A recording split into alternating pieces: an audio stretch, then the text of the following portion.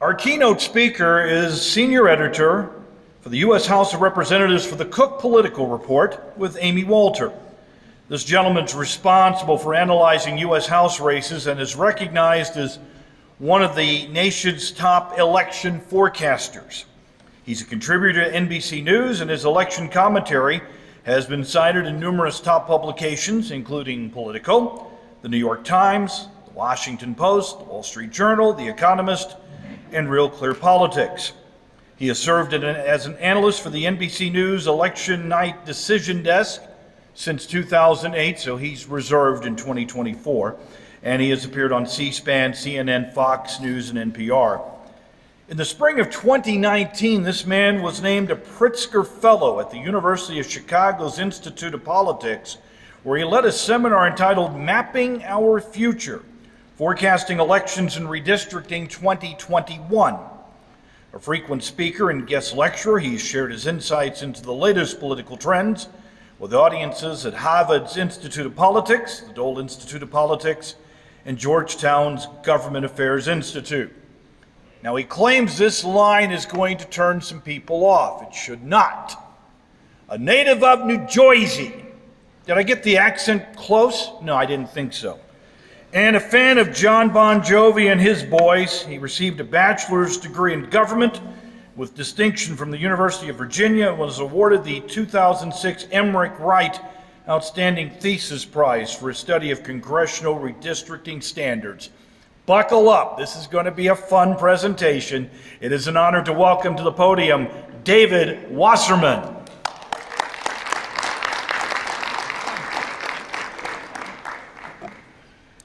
Thank you so much, Chris. Here we go. Thank you so much, Chris. I would love for you to introduce me everywhere. That was great. I'm available. Thanks to all of you for having me. It's great to be back in Amarillo, and thanks for the work you do to feed and clothe the country and the world. Now, I hope you had a wonderful Thanksgiving. I tried something new this year. I took all the leftovers we had and took one of those puff pastries and just made a Thanksgiving leftover pop. Put the stuffing on the bottom, had gravy, vegetables, turkey, and cranberry sauce, and then crust on top. And it's pretty delicious. But it's not that dissimilar from the mashup of problems plaguing the Biden administration these days. Starting with the rising cost of goods, the mixed messaging coming from the CDC on masking, and the threat posed by variants, the crisis at the border, and of course the disastrous withdrawal from Afghanistan. And so the problems both of the Biden administration's making and those that are less in the control of our political leaders are contributing to an overall sense of malaise right now about the state of leadership in the country that could portend a big wave for Republicans in the 2022 election and potentially beyond. What I want to do today is to talk about where we are in terms of voters' attitudes towards issues and leadership in the country right now, and then delve into what's at stake in the race for Congress, both the House and Senate in 2022. Because this is a unique time. We are just past the census. We're in the middle of a decennial redistricting process in which all our political boundaries are being redrawn. And so we've got a lot of data to discuss. I know there are strong feelings about politics these days. I'm gonna stick to the data and leave time to answer as many questions as I can. So, where are we today? Well, I think what we're seeing is the administration is realizing the danger of making assumptions. There is a danger for new presidents of misreading a mandate or believing you have one when you don't. I view the 2020 election as an exceedingly narrow rejection of Donald Trump, but not an endorsement of the big social spending packages that Democrats are embarking on that voters see as disconnected from the problems that are afflicting them acutely right now. And Biden's approval started out fairly positive, and there tends to be a honeymoon phase for new presidents. For much of the year, including as recently as May, voters were in a pretty positive mood about lifted restrictions, about stimulus checks arriving in the mail. But of course, we saw what we saw the past couple months is that honeymoons don't last forever, and the Biden check engine light is on, and independent voters are really the voters who swing elections in our country. Most of the country is made up of pretty hardcore partisans on the left or right? And you're not going to change their views on who to support in the next election. But there is still a slice, I would say, of 30% of the country that does not affiliate with either political party. They tend not to think about politics on a daily basis. They don't tune in. They're not mainlining cable news, CNN, Fox, or MSNBC. They're living in the moment more than they're living in a movement. And how these voters believe their leaders are addressing their everyday concerns matters more than the latest back and forth on Twitter between Marjorie Taylor Greene and Nancy Mace, or whether Dr. Roz is running for Senate in Pennsylvania. And so how are they feeling about major issues right now? Well, we've seen double-digit declines in Biden's approval on pretty much every issue in the last 6 months, but it's being driven by nearly 20-point drops among those independent voters on each of them. So on COVID-19, back in May 2021, according to The Economist and YouGov's large online panel, which tracks tens of thousands of voters' attitudes on a time series scale, 57% of voters in May approved of the job that Biden was doing handling COVID-19. Today, 48%. On the economy, 52% back in May, 42% today. By far, voters' number one concern is the rising cost of living, whether it's gas, groceries, or inputs for our farmers and producers. Foreign affairs. Well, obviously, Afghanistan took a big toll, 47% in May, 41% today, and I think that our withdrawal called into question the president's competence in a way that led into perceptions on other issues. On immigration, which has persistently been the Democrats' weakest issue, 43% in May, 32% in November. And that includes a majority disapproval of Biden's handling of immigration among Hispanic voters in Texas. And we're seeing what I think could be a free fall in Hispanic support for Democrats in non-major metro areas, including in the Rio Grande Valley, which has huge implications for the future of Texas politics. A big reason why Democrats face so much exposure is that they didn't really start with any margin for error to begin with.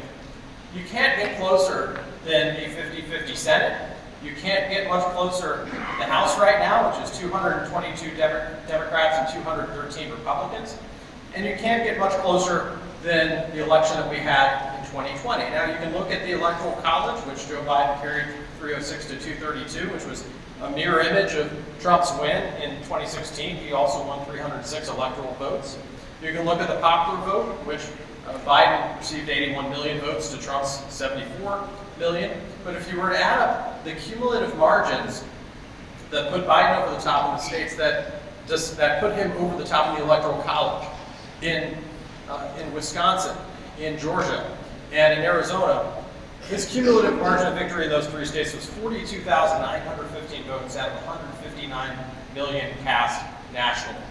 Now, I know there are a lot of concerns about the state of election administration in the country, and partisans tend to believe things that they want to believe. And we saw after the 2016 election, Democrats believed that Donald Trump was colluding with Russia to steal the election with no evidence to support it.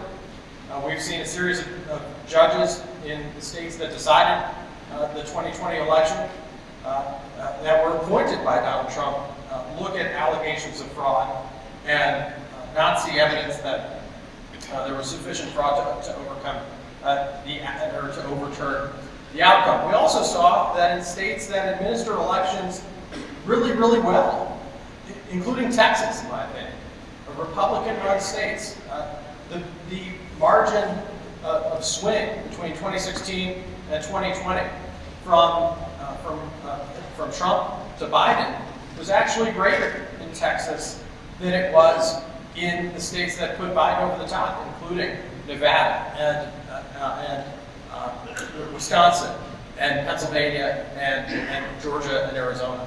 So, in hindsight, it was a very close margin. It's not clear that a different Democratic nominee could have beaten Donald Trump. I think had Democrats nominated anyone other than Joe Biden, we'd be looking at a second Trump term at the moment. But another warning sign for Democrats is that they lost major ground with Hispanic voters. In 2016, Hillary Clinton won 71% of Latinos nationally. Joe Biden won 63%. And so the whole theory that Democrats had at the beginning of the decade, that demographics were destiny, and we're going to doom the Republican Party, well, we're beginning to see that unravel. And in fact, Republicans have a major opportunity with not only Hispanic, but also Asian voters in the years to come. This is a map of how America's 3,143 counties swung between 2016 and 2020. And you can see that some of the biggest pro-Republican, pro-Trump swings in the country were in the most Hispanic areas of the country. The first sign on election night that I knew 2020 was going to be a close race was when we saw the vote total in Miami-Dade County, Florida, a county that Hillary Clinton had won by 29 points, but Joe Biden only won by 7 points. But then we got to Texas, and for all of the talk of Texas turning purple, or Texas turning even blue down the road, yeah, we saw major metro Texas trend towards Biden. But we've almost never seen the kinds of 30 and 40 and even 50-point swings over the course of 4 years that we saw in rural Texas. And I think part of the problem for Democrats is their leadership in Congress right now is from San Francisco and New York City. Who are the voices in their party that are speaking to voters in South Texas? When Joe Biden in the third debate talked about the oil and gas industry in a way that alienated a lot of voters there, I think it added to the collapse that we continue to see, including a state rep from Starr County that just switched parties to the Republicans. I wouldn't rule out that we could see a lot of counties that voted for Hillary Clinton and Barack Obama by more than 30 points vote Republican at some point in the next few years. And this speaks to a long-term trend that has been underway for a long time, and I call it America's organic nostalgic sort, or our partisan distancing. One thing that we can count on in 2022 and 2024, no matter who wins, is that America's cultural divide will continue to get wider. And this is something we really have to grapple with as a country. But 10 years ago, I came up with this metric for evaluating whether areas were trending blue or red. And my theory was that the highest indexing chain, the best predictor of Democratic support in the country was Whole Foods Market. And the highest indexing chain, the best predictor of where Republicans were doing better, was Cracker Barrel Old Country Store. Just to give you an idea of what's happened in politics in the last 30 years. Back in 1992, when Bill Clinton won the White House over George H.W. Bush, he carried 59% of the counties that today have a Whole Foods and 40% of the counties that today have a Cracker Barrel Old Country Store. That was a 19-point culture gain. In 1996, that gap rose to 23 points. In 2000, when George W. Bush won the White House over Al Gore, he carried 75% of Cracker Barrels and 44% of Whole Foods. That was a 31-point gap. 2004, that gap goes up to 39. It was 43 points in 08. It was 46 points in 2012. I didn't think it could get much wider than that, but in 2016, when Donald Trump won the White House, he carried 74% of Cracker Barrel counties and 22% of Whole Foods counties, a 52-point gap. Last time I checked, I don't think there was a Whole Foods market too close to Amarillo or Lubbock. I'll never forget. A couple weeks before the election, I was giving a lecture at a college near D.C. It's kind of a left-leaning audience, and there was a young woman in the front row. I was going over these statistics, and she raised her hand. She actually asked me, "Excuse me, David, did you mean Crate & Barrel? I'd never heard of Cracker Barrel." And to me, that foreshadowed Donald Trump's victory in 2016. But Joe Biden was supposedly the Democrat who was going to be able to close this gap for his party. He was, for his entire career, he was the guy who Barack Obama sent out, to campaign in redder districts because, he supposedly had more blue-collar appeal. He was kind of Democrats thought he was the patron saint of blue-collar Democrats. Well, what happened in 2020?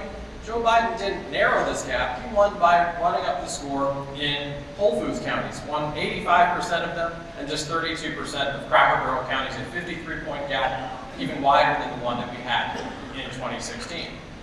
And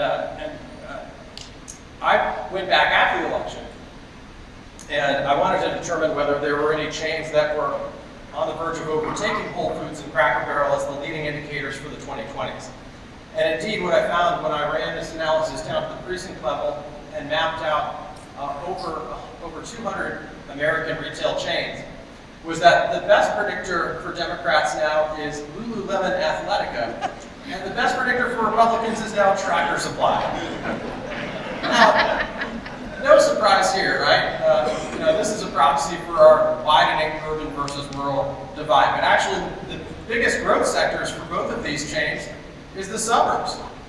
Tractor Supply, they're not just selling to farmers, they're selling to weekend warriors who live in suburban subdivisions who want to convince their spouse that their tractor is sexy, or their riding mower is sexy, at least. But Lululemon, they're expanding into the suburbs as well. But just a word of warning for those of you in the Texas wheat crowd who are avid yoga enthusiasts.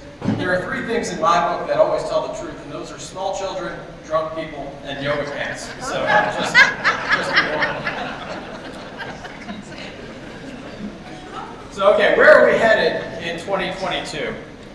Well, first, history tells us to expect Republican majorities in the first place. The average loss for the president's party 2 years in is 26 House seats and 2 Senate seats. And in 36 of the 39 elections that we've had, midterm elections that we've had since the Civil War, the president's party has lost seats. Democrats have no margin for error. They can't afford to lose 1 Senate seat, and they can only afford to lose 4 House seats and still hold their majorities. And so the historical average alone says that Republicans should win control of Congress easily. The Democrats have even bigger problems than this historical average. Now, in the House, in 2020, Republicans actually came within 32,000 votes of winning the majority. Nancy Pelosi thought that Democrats were actually going to expand their lead, but what happened was Republicans picked up 12 seats. How did they do that? Well, there were a couple of factors that surprised the pundits and surprised Democrats and allowed Kevin McCarthy to come within 5 seats of winning the Speaker's gap. And the first is that even though Donald Trump at points was his own worst enemy, he was down ballot Republicans' best friend. He drives out millions of low propensity conservatives who otherwise would never show up to vote in an off-year election for your average Joe congressional Republican. He drives out that non-political type of voter, and that lifted all Republican votes. We also saw that Republican congressional candidates outperformed Trump in the suburbs because there is a slice of independents, including a lot of women, who personally dislike Trump, but don't want to elect Democrats to control everything, didn't want Democrats to move the country too far left. And so they voted for John Cornyn and a congressional Republican. In fact, there were 9 districts that Republicans won down ballot that Joe Biden also carried, which helps explain why they narrowed that gap. The third factor was that Republicans nominated a lot of candidates for office who did not look or sound like Trump. In fact, all 15 Republicans who flipped Democratic seats in 2020 were women and or minorities, including in Texas. So we continue to see Republicans placing a priority on recruiting candidates who defy the Republican stereotype of old white guys. And I think that is a credit to Kevin McCarthy, Elise Stefanik, and other Republican leaders who are seeking to reclaim the majority in 2022. We can expect that to continue. The Republican freshman class in Texas, with people like Tony Gonzalez from the 23rd District, Beth Van Dyne from Dallas area, we're going to see those types of candidates continue to run. When a party is in trouble, retirements can be both a cause and effect of that trouble. And Democrats are starting to see a mass exodus on their side. They are jumping ship. We have so far seen 18 Democrats announce they're not running for re-election to Congress, and we've seen 11 Republicans announce that they're not running for re-election. Now that gap doesn't sound massive, but it's more the quality of these seats than just the quantity. Of the 18 Democratic seats that will be open in 2022, 10 of them are from competitive districts or Republican-leaning districts, whereas on the Republican side, only 2 of them are vulnerable to Democrats. And so Republicans off the bat have a lot of opportunities to pick up seats in places where incumbents are leaving. And I would expect that Democratic number to continue to rise. Another factor that is driving what we're looking at the House level is the census and redistricting. Now, in 2020, the census showed that the country became more urban and more diverse than in 2010. No surprise there. 52% of America's counties, the ones in red on this map, actually lost population between 2010 and 2020. Now, Democrats like that because that means that Republicans who are drawing new lines in a lot of places, that makes it slightly harder for them to dilute urban Democratic votes with rural ones because there are fewer people living in rural America than there were 10 years ago. Democrats also like to believe that the fact the country's getting less white will help their fortunes down the line. The country was 64% non-Hispanic white in 2010 and only 58% as of the 2020 census. And yet, we had another type of census in 2020, and that was the election. And what we saw was that Joe Biden and Kamala Harris's margin in the popular vote, about 4 points, wasn't any different than the margin that Barack Obama and Joe Biden won the popular vote by in 2012, also 4 points. So for all this added urbanization and diversification of the country, our political equilibrium did not move very much. And what happened? Of course, Republicans did much better with Hispanic and Asian voters. I would also add that Donald Trump's message in 2020 targeted towards those voters, which was much more about the economy than it was about immigration. He cast Democrats effectively as the party of socialism and lockdowns, and that made progress with voters who couldn't necessarily do their jobs over Zoom. Now, as a result of the census, we're going to see some seats change hands between states. We do every 10 years, and once again, Texas is the big winner, picking up 2 seats, moving from 36 to 38 districts. There are 5 other states that gained seats from the census, including Florida, North Carolina, Colorado, Montana, and Oregon. There are 7 states that are losing districts, including California for the first time since statehood. People are starting to move out of California because of high cost of living and a variety of other concerns. Ohio, Illinois, West Virginia, Michigan, Pennsylvania, and New York, each losing a seat. And actually, Minnesota beat out New York for the final seat in the House by just 26 residents. So it's amazing what a difference just a handful of census forms can make. But the bigger impact from the census is going to be how the lines are drawn within the states. And this is a process that is called redistricting. Now, this is a map of which party controls redistricting in all 50 states. And Republicans have a big advantage here. Republicans control 20 states that add up to 187 congressional districts. Democrats only control 8 states that add up to 75 districts. Why is there such a big disparity? Well, in a lot of blue states like California and Virginia and New Jersey and Washington and Colorado, these states have moved towards independent or bipartisan redistricting commissions to redraw their boundaries. And Democrats have been preaching reform for a long time, but probably to their own detriment.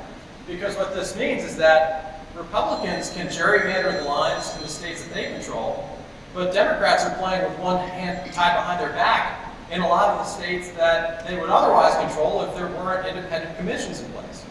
And so Republicans have the power to redraw Texas and Georgia and North Carolina and Florida, some pretty big states, while Democrats really only have the opportunity to gerrymander Illinois and New York. The states that I have striped here have kind of a hybrid where there's a commission, but the legislature can overrule it. Now you might be wondering, why does it matter so much who gets to draw our political boundaries? Well, just to give you an idea of how gerrymandering works. This is the actual congressional map in the state of Maryland. Don't let anyone tell you that it's only Republicans who gerrymander political boundaries. Democrats drew this map in 2011 to try and win 7 out of Maryland's 8 districts. And you might be wondering about some of these shapes. The district in purple, in the middle there, a federal judge the other year likened to a broken-winged pterodactyl lying prostrate across the road. And believe it or not, that's an actual congressional district. And so it's been a highly effective map for Democrats. They've won 7 out of the 8 seats, even though Republicans routinely win about 1/3 of the vote in Maryland. And believe it or not, that's not the extent of Democrats' ambitions this time. They've just proposed a map that would get them all 8 of Maryland's congressional districts. Now, the biggest map that's passed so far is here in Texas. This is the current congressional map in Texas, and currently there are 23 Republicans and 13 Democrats. And this has been a map that's performed well for Republicans, but there are a few exceptions. Democrats were able to win suburban seats in Houston and Dallas in 2018. And then you can see that some of the districts along the I-35 corridor have gotten a lighter shade of red over the years, as we've seen a lot of Democratic vote growth between Austin and Dallas. And you can also see in suburbs of Houston, a lot of districts that were drawn at the beginning of the decade in 2011 to be solid Republican seats, they've become much less solid. And so what did Republicans decide to do? Well, what they realized was that they had Austin cracked 6 ways to try and dilute the votes of all the, of the kind of liberal crowd in Austin, the students aspiring for PhDs in aromatherapy and candle making, and so forth. And so what did they decide to do? Well, they took the tentacles from those 6 districts and combined them into one Democratic vote sink, essentially drawing a new district in Austin. You can barely see it, but the new 37th district. And what that did is it made all the surrounding Republican districts safe again, because they purged all the Democrats and combined them, essentially drew a fence around Austin. A master stroke in gerrymandering strategy. And so now, under this new Republican map, it auto-elects 25 Republicans and 13 Democrats for a net gain of 2. You might be wondering, well, if Republicans ceded 1 district in Austin to Democrats, then how do they get to +2? Well, they took advantage of the trends that we're seeing in the Rio Grande Valley. They decided to make one of we call these the fajita strips, but the districts that go all the way down from the border all the way up to San Antonio. There are 3 of them. They were drawn that way so that there are 3 Hispanic majority districts. And what they did was they put the Democrats into 1 district along the Gulf of Mexico, and then that skinny district in the middle, they flipped that from Biden +2 to Trump +3. And so now the Democrat in that district, Vicente Gonzalez, is moving over into the open blue seat on the far southeastern side where Philip Vela is retiring, and a Republican can come in and win that open seat in the Valley. And so by flipping a seat, they get to 25 to 13. Now, in the Senate, there's a narrower battlefield of races. We're looking at just 7 states that are going to decide control of the Senate. And I'll be blunt about it. If the election were held next week, I believe Republicans would sweep all 7 races and get to a 54 to 46 majority in the Senate. Now, Democrats are targeting 3 seats. Those are in North Carolina and Pennsylvania, where Richard Burr and Pat Toomey are retiring, as well as Wisconsin, where Ron Johnson is supposed to announce in the next week or so whether he's going to seek re-election.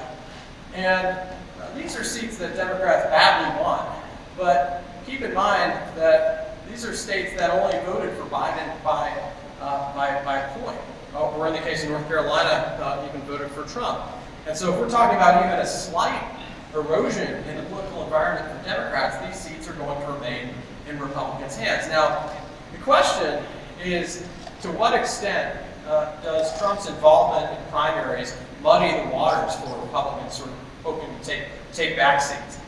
Republicans are trying to flip Democratic seats in Georgia and Arizona, where Raphael Warnock and Mark Kelly narrowly won special elections last year, as well as Catherine Cortez Masto in Nevada and Maggie Hassan in New Hampshire. And Donald Trump endorses Republican candidates based on their personal loyalty to him, but not necessarily based on who would have the broadest appeal in a general election. And so a couple of his candidates so far are question marks. Herschel Walker in Georgia was a legendary running back that hasn't lived in Georgia for most of the past 3 decades. He's lived in Texas and is moving back to Georgia essentially to run. Has lengthy a list of personal baggage that Democrats are going to litigate, including allegedly holding a gun up to an ex-wife. The candidate that Trump endorsed in Pennsylvania recently, Sean Parnell, he was in a nasty custody case with an ex-wife that he lost, so he bowed out of the race, and now Republicans are looking at Dr. Oz, except Dr. Oz has lived in New Jersey, not even on the border of Pennsylvania, but overlooking the Hudson River for most of the past 30 years. So we'll see how this works out. But don't forget that there's going to be an interesting Senate race in Alaska as well, where Lisa Murkowski is up for re-election and faces a challenge from her right. Donald Trump is on a retribution tour. He wants to get rid of all the Republicans who voted to impeach or convict him. Lisa Murkowski is at the top of that list. And so even though she's been a senator there for a long time, it's possible that she could lose to a more conservative Republican. And these races will also alter the balance of power in the Senate in the years to come. Democrats could be out of the majority for a very long time in the Senate because in 2024, they have 3 senators up for re-election in really red states, including Joe Manchin from West Virginia, John Tester in Montana, and Sherrod Brown in Ohio. So if Democrats don't run up the score in the Senate this year, then they're really going to be out in the wilderness, potentially for a generation in the Senate. And the big advantage for Republicans is that smaller states have equal representation in the Senate, and they tend to skew Republican. So that's a big obstacle for Democrats to overcome. We're also going to have 36 gubernatorial offices on the ballot in 2022, including right here in Texas, where I know you were just spared the celebrity candidacy by Matthew McConaughey. And Democrats are going to be targeting Arizona, Florida, Georgia. I still don't view Texas as a takeover opportunity for Democrats yet with veto.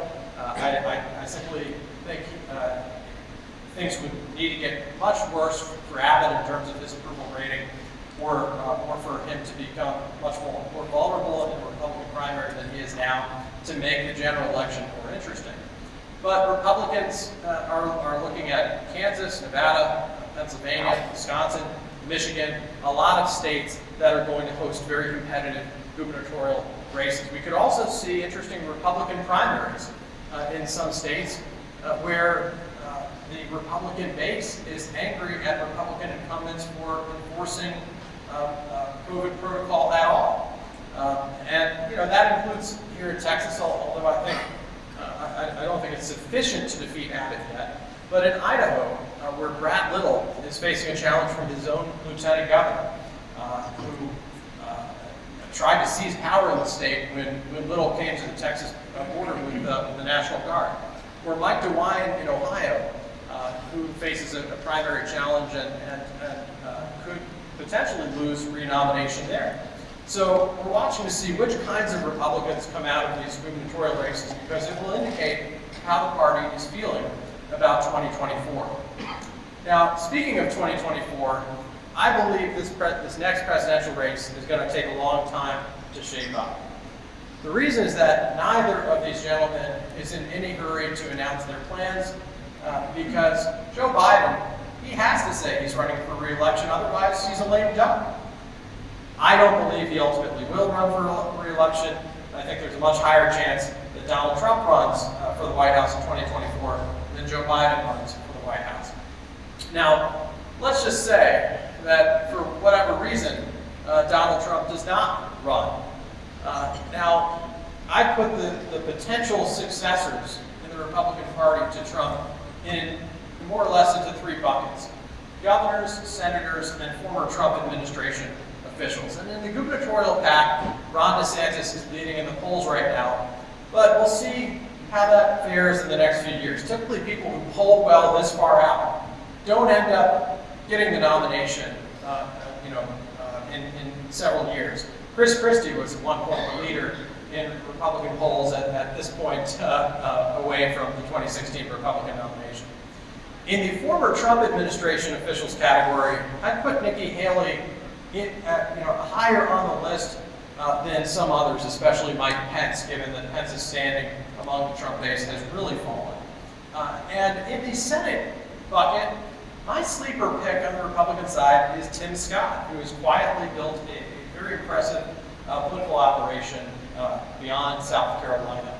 I do believe that Republicans are in the mood to diversify the faces of their party.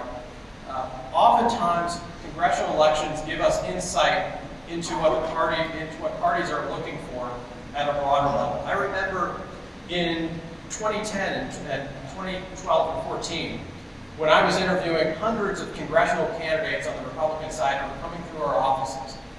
And what I noticed was that one by one, you would get a kind of a wealthy, conservative business person who was taking on a crowded field of state legislators and mayors. And their message that they were job creators running against a field of career politicians was really taking off like wildfire in Republican primaries. And in retrospect, that was a clue of what was going to happen in the 2016 Republican presidential nomination, where you had Trump running against this field of people who have been climbing the political ladder for years. What are we seeing on the Republican side right now? Well, there is a real thirst for conservative women and minorities, including probably the most mentioned person I hear who's not in politics from Republicans I've talked to is Candace Owens, who has quite the social media following. Now, on the Democratic side, assuming Biden doesn't run, I think Democrats are in a real bind. And they are in a bind even if he runs. But the dilemma I see is if Joe Biden does not run, he basically has no choice but to endorse his own vice president for the nomination. Otherwise, it would be an admission that his administration was a failure. But I don't believe Kamala Harris is ready for prime time. And she has not demonstrated the skill set necessary to build a successful national campaign. And keep in mind, she was mentioned, she was supposedly going to be one of the front runners for the nomination in 2020. And it turned out when she was on the campaign trail, she couldn't light up her own with a blowtorch. So who else is there on the Democratic side? Well, Alexandria Ocasio-Cortez will be 35 by 2 weeks heading into the 2020 election, so she will be eligible to run. I don't know how well that's going to work out nationally, considering that tying the Democratic brand to socialism has proven a very effective tool for Republicans across the board in the last few years. So there is, I think, a massive gaping hole in kind of the moderate Biden lane of the Democratic Party that is desperate to be filled by someone. And I don't see Pete Buttigieg in that lane necessarily. I think a governor could vie for that mantle. Someone like Gretchen Whitmer in Michigan, but we'll see. And probably the most frequent question that I get, and I'll just close with this, is can we still trust the polls after what happened in 2020? Well, if you listen to the polls, Democrats were supposed to pick up all these seats in Congress, and Joe Biden and Kamala Harris were going to win by 8 to 10 points. But what happened? Of course, there was a systemic polling error. And my answer to this question is probably not. Now, I still think polling has a purpose. We can take the temperature of how voters are feeling about issues from month to month and see whether things have gone up or down. But when it comes to predicting the outcomes of very competitive races for the presidency or Senate races or governors, I think there are massive problems in the way that we consume and interpret political polls. The biggest one is that we're essentially in this polling power outage where we can no longer rely on the traditional model of telephone plus cell phone sample polling that has dominated the industry for the last 40 years, but we're not yet at the level where we can trust purely internet-based polling.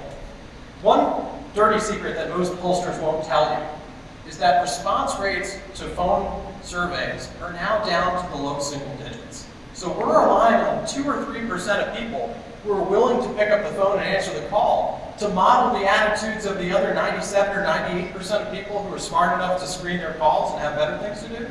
After a while, it's unsustainable. And so what are we to do and of course, what we found out in the last couple of years is that there is a systemic bias in the types of people who do pick up the phone. Because your willingness to answer a survey is tied to your social and institutional trust. And we know that Donald Trump did very well, and has done very well with voters who are distrustful towards large institutions. So where does that leave us? How can we try and estimate what's going to happen in the future? Well, my advice is to follow the hard data from elections that take place in between the big ones. We just had major elections in California, New Jersey, and Virginia. And in New Jersey and Virginia, we saw some pretty big results for Republicans. Now, in Virginia, Glenn Youngkin, the Republican, defeated Democrat Terry McAuliffe by 2 points in a state that had voted for Biden by 10.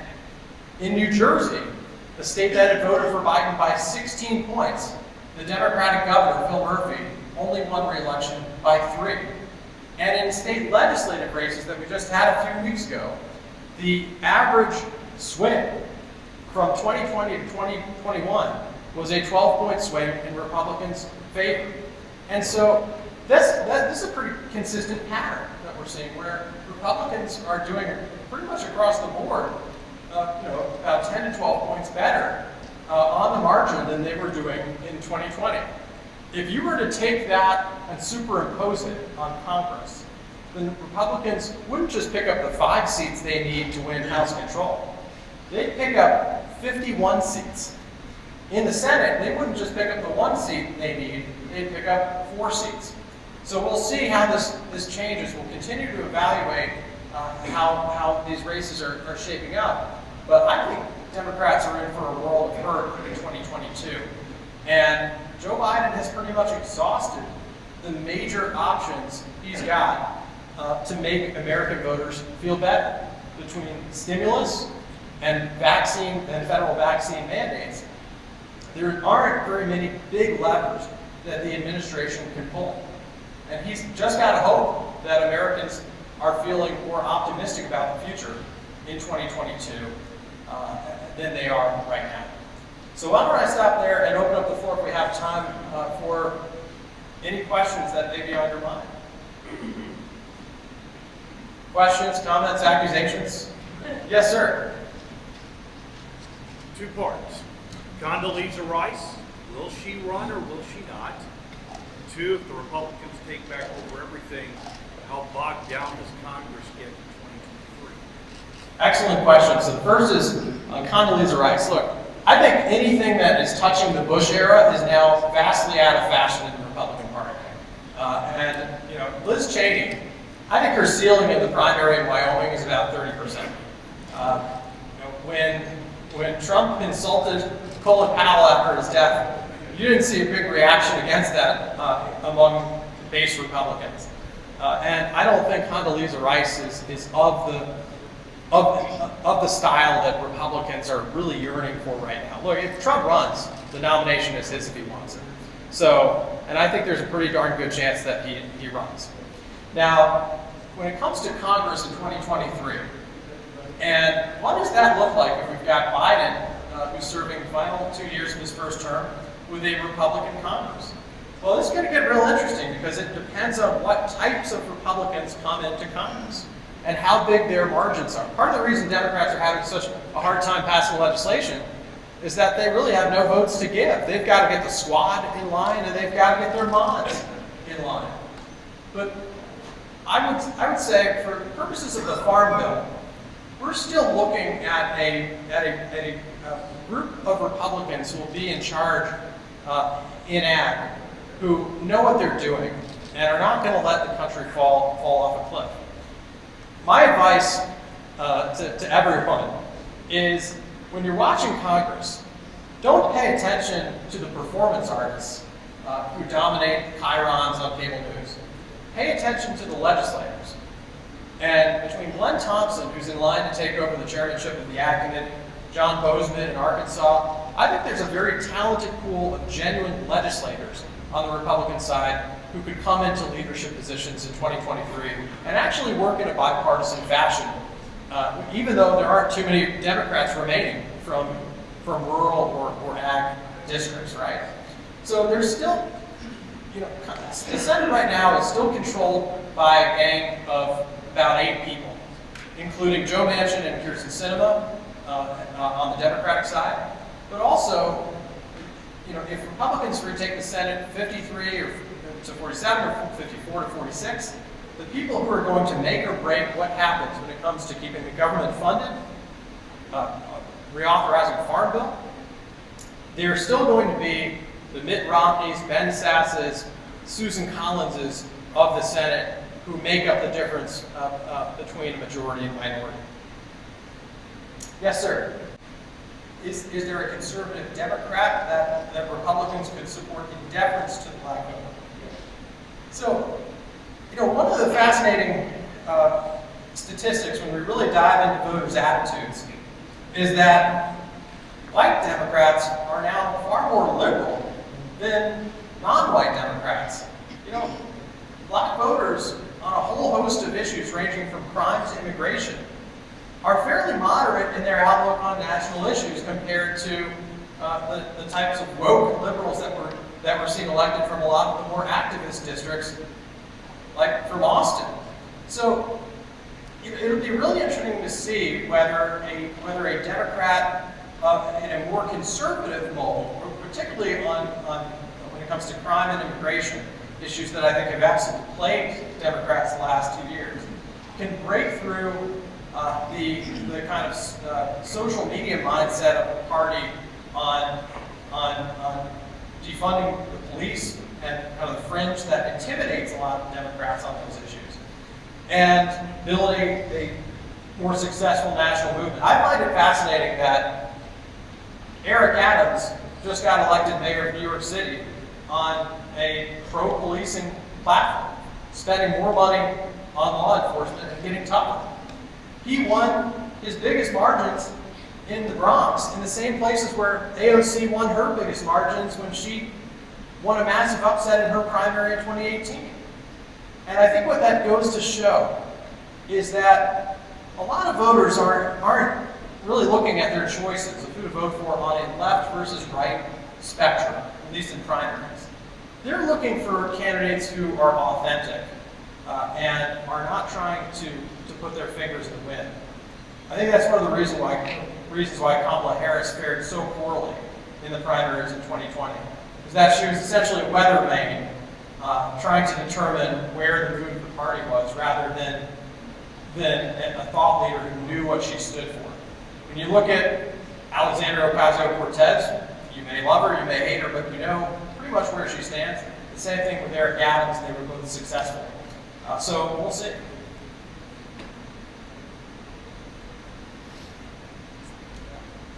Any more questions out there? Going once, going twice. Well, oh, all right, yes ma'am. I get this all the time. Am I related to Debbie Wasserman Schultz? And the answer is absolutely not. No, although, look, I have interacted with her a number of times, and she's always been very pleasant. But no, we're not related. I just want to say thank you for having me back. It's been a wonderful time to visit with you and learn more about what's facing ag in West Texas these days. And I wish you a wonderful holiday season as well. Thank you very much.